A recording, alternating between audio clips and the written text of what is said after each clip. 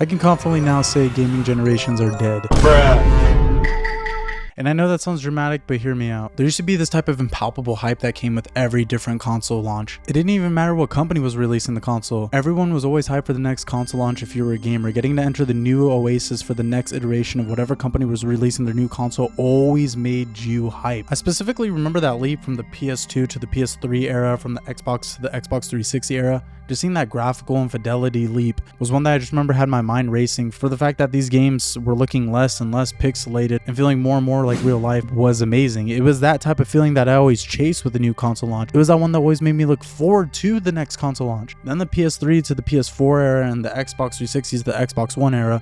Horrible name again. I just gotta fucking say, I hate that name so bad. So bad. Even with all the faults Xbox was having at the time, I was still enthralled for the next console launch. Again, seeing that graphical fidelity leap, seeing the new density these gaming worlds could carry, seeing all the innovations in storytelling, acting, gameplay, and even all the different hardware accessories that they attempted to do that they thought would innovate your games, I didn't mind it at all. I actually appreciated the effort.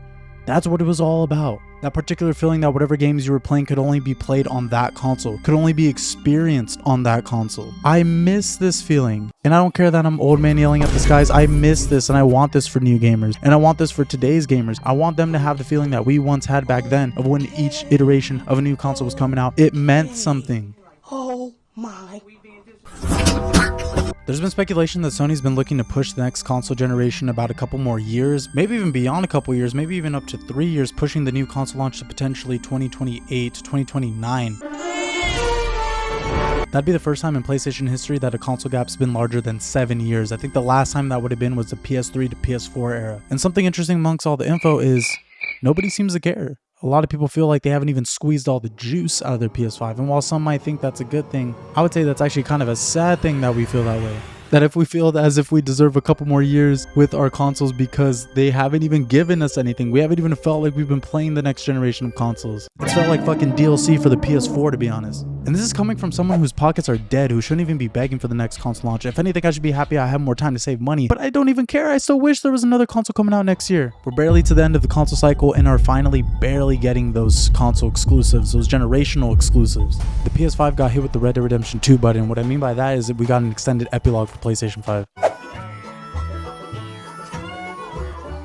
It seems like I'm in the minority. Sony and PlayStation don't seem in a rush to get the new console iteration started, and gamers don't really seem like they're that worried about the PS6. They don't seem like they're itching that hard for the next gaming generation. The question is, why is that? Why do gamers feel this way? And I think it's because we've been pushed to the point where gaming generations have meant less and less with each console iteration. I think we as gamers have realized not how meaningless this console generation has been, but rather that it has been a console generation of insignificance. And wait, and I want to make it clear, I am not a person that's saying gaming is bad right now. I'm just saying this console generation could have been better. I just gotta make it clear I'm not in that category of people that say gaming's bad right now because I only play games with guns and balls in it. But okay, now that that's clarified, let's get into why gaming generations seemingly have died. Ladies and gentlemen, I'm very proud to announce PlayStation 3, the PlayStation 4. Xbox. Future of gaming. Xbox One.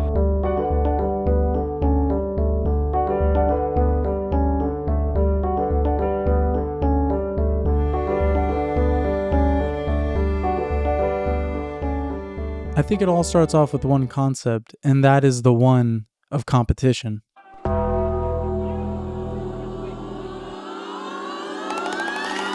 You see, when discussing the next gaming generation, I hardly ever mention Xbox. And see, the reason for this is because they've almost left the console market as a whole. No Pro Edition has came out for the Xbox Series X, it got a devious price increase, and on top of that, it's been one of the worst selling Xbox consoles of all time. Xbox unfortunately feels as if they lost the most important console race, that being the PS4 era versus the Xbox One, now pushing more so towards software over hardware, and eventually not feeling as if the console market is there for the taking anymore. We're not in the business of out-consoling Sony or out-consoling Nintendo. There isn't really a great solution or win for us. And I know that will upset a ton of people. We lost the worst generation to lose in the Xbox One generation, where everybody built their digital library of games. And see, I have a unique perspective in this, as I've always been an avid Xbox and PlayStation enjoyer. I've always been the person that says, why not both? And I always tried my best to get my hands on both consoles if I ever could. And what that led with was an appreciation of both competitors. As a consumer, at the end of the day, we were always a winner because both consoles were battling out to be the best console out there. What that meant was the prices for each console typically were competitive. And even if they weren't competitive, you at least felt the value of each console. Sales for the consoles would happen way more often.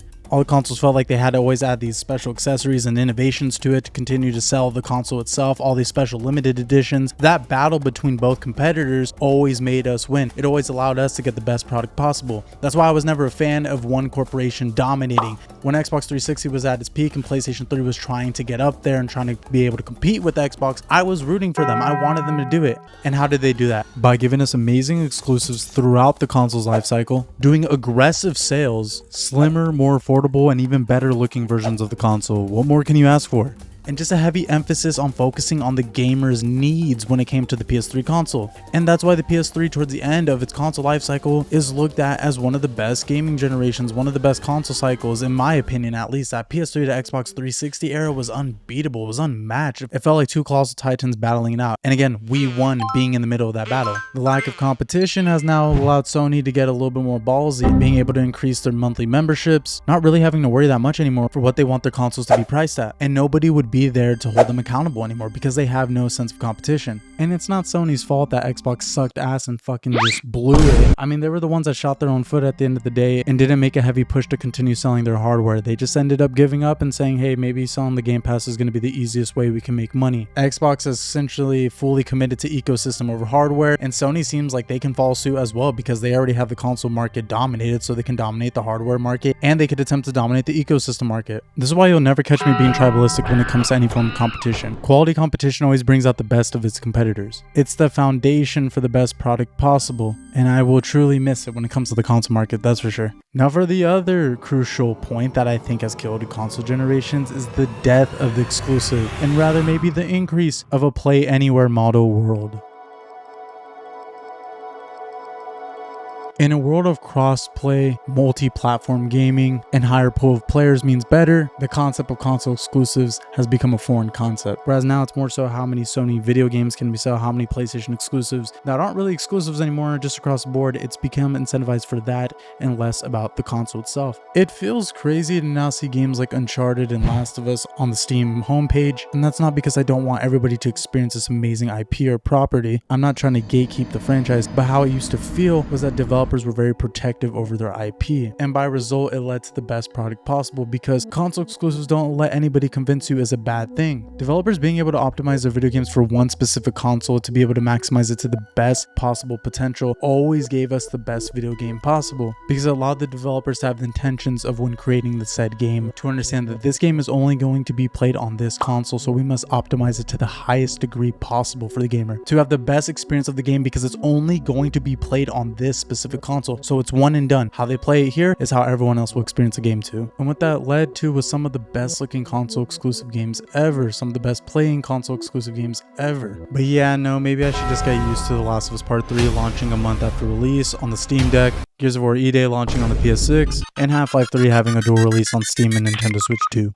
So yeah, fuck me with that one. Yeah, awesome. Thanks for that one. And the last thing I just want to say is, if you want the best games possible, why would you not want two of the biggest gaming companies to be incentivized to drop their exclusives, to sell their pieces of hardware, which by result will make them want to produce the best video games out there possible and have a higher turnover rate of these video games because they know they need to get them out to players in order to get them to want to keep playing those games on that said console. So yeah, this incentivization of having exclusives on particular set of consoles is gone now. I know, sure, maybe it's not the prettiest take, it might sound like gatekeeping, even though that's not what I intended to be. It's more so the idea that this battle of exclusives between both consoles, Xbox and Microsoft, always produced some amazing exclusives throughout the battle of those consoles.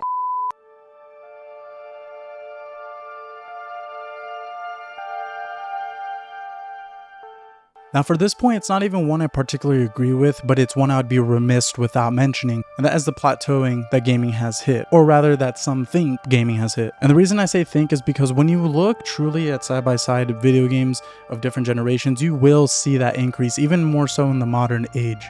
And yes, I understand the elephant in the room that gaming graphically feels as if it's hit its highest peak it can hit. But I don't pinpoint gaming generations to just their graphics. You gotta think at the end of the day, play any game from the early 2000s, you will notice that about 50% of those games have some of the most abysmal writing and acting ever. So I don't always just attribute graphics and how the game looks to it being the future of gaming. It goes further beyond that. It's about how the game feels, how the world reacts around you, how alive the game feels. I look at Red Dead Redemption 2, and of course that is a game that graphically looks phenomenal, but what had me more impressed and made me feel as if it was the future Rockstar video game in a new generation was more so how people reacted to me, how the world felt significantly more alive around me. And this is something I want developers and all the console makers to continue to think about moving forward. We have to look at different aspects to innovate video games if we do feel like we've hit that plateau. But again, I feel as if that plateau is only hit towards graphics. Again, this is a point I didn't want to harp on too much, just because I don't think games have hit a plateau. I don't think gaming's hit a plateau particularly, but I can see how gamers feel that way because of course, you know, FPS has hit a high count now and graphics have hit this wall to many gamers. But again, I don't think generations come down just to the graphics. I think it comes down to many aspects around the video game itself. So again, that was just a point I want to talk about a little bit because I know a lot of people in the comments are going to talk about, oh, well, it's because graphics have plateaued, graphics have plateaued. Yes, I understand that aspect, but again, I think it's a little bit more nuanced than that. So yeah, but now to my final point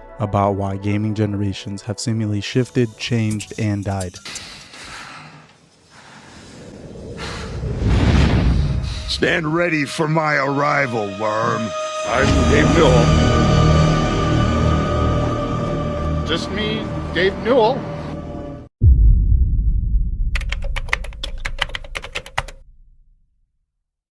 The growth of the PC market has also completely reshaped the way consoles work in console generations as well. I never thought the growth in the PC market would ever have an effect on the console in the significant way it has done. Sony and especially Xbox have almost kind of bowed down to the PC gaming world and ecosystem. As console generations have faded away and PC gaming has only grown, I can't say it's just a coincidence, but rather it has had a full effect on the console generations itself and the way Xbox and Sony has had to reshape the way they think about hardware. And shout out to my friend John in elementary school who used to be on PC gaming before everybody else. He was on it when all the homies were making fun of him for his shitty little PC setup, but he saw the future, he saw the vision, he knew PC gaming would be what it was today. So shout out to John, you definitely were ahead of the curve. And I get it, the PC market has grown significantly. The console market, Xbox and Sony have wanted to get a piece of the pie, and they seemingly have showed so much interest in wanting to be involved in the PC market. PC gaming almost feels as if it's become the baseline at this point. Now that PC gaming has shown the ideology that you can constantly upgrade your piece of hardware through certain parts, or if you just want to build the PC outright and make it this mecha machine, you can keep it like that for a decade, half a decade. Whereas consoles, what you get is one and done. And Sony and Xbox have tried to keep up with this by releasing slim pro models, but there's only so many pro models you can release. You only get one chance to do it, right? And by result, you end up feeling that sometimes when the next great console generation comes, you rather just wait for the Pro Edition to come out, because you know you're not getting the definitive version of that console initially at launch. And I've always understood it's worked this way with slim models that have came out after, or cheaper models, better looking models, limited editions. Of course, I get it, but it's different when you know the version of hardware that you're buying on day one will be weaker and obsolete to the next one in a couple of years. And as Sony and Xbox knows they couldn't make these changes, and the PC market has continued to flourish, console makers have now realized when making their games and even their exclusives that they're probably going to launch on PC, Steam, Epic Games at a certain point in time. So no video game creation is ever console-centered focus, and by result you get a product that's spanning to be played on multiple platforms as opposed to a single dedicated optimized platform. It's basically the concept that a better version will always come out later. But yeah,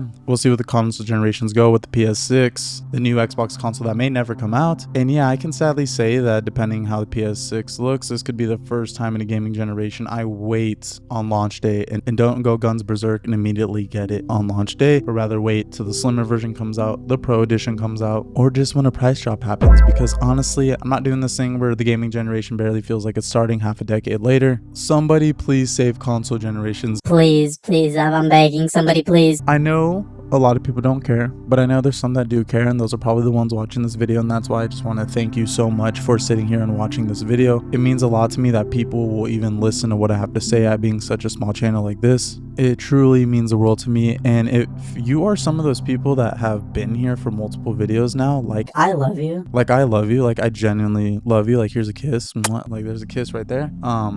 You're awesome, you're just fantastic. But yeah, that's it. I'm gonna shut up because I always keep the outro way too long, and that's why I'm making them slimmer now, like the new consoles. Okay, bye, I love you.